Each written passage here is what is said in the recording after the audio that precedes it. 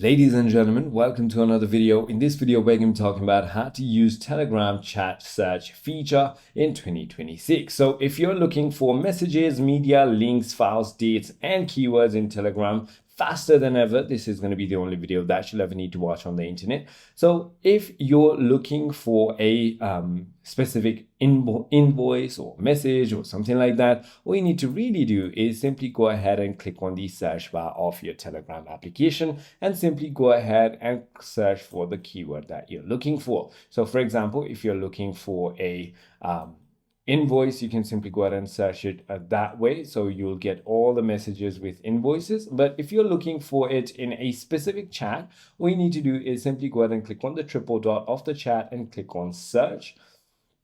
There you want to simply go ahead and search for whatever you're searching.